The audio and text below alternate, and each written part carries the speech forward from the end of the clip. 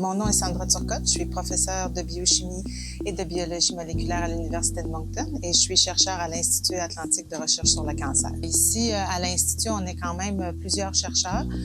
On travaille sur différents types de cancers. Donc, notre équipe se spécialise un peu dans la recherche sur les nouvelles approches thérapeutiques pour traiter le cancer du rein. C'est un cancer qui, on sait, touche plus souvent les hommes que les femmes et donc pour lequel on a très peu de symptômes.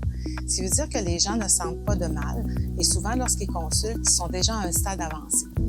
L'équipe se penche vraiment plus pour le développement de nouvelles thérapies ciblées. Et qu'est-ce qu'on fait? En fait, c'est qu'on prend avantage de certaines vulnérabilités du cancer du rein, donc des mutations sur des gènes spécifiques qui sont connus.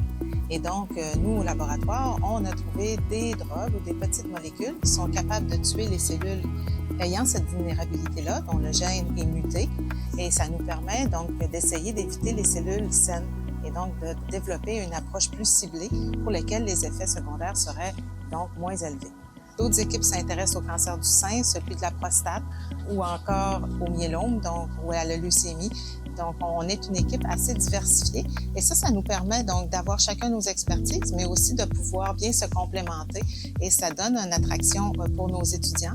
On est déménagé dans ce nouveau bâtiment qui est le Centre de médecine de précision et ceci a été construit dans le but justement de développer beaucoup plus d'interactions entre les chercheurs, les professeurs, mais aussi beaucoup pour les étudiants. Donc, il y a des chercheurs de l'Université de Moncton, il y a des chercheurs de l'Institut Atlantique de recherche sur le cancer et aussi de vitalité. On n'a pas à envier des gros centres, souvent parce qu'on est dans une petite région, on pense qu'on en fait moins, mais on a accès à des équipements de pointe, des séquenceurs de nouvelle génération.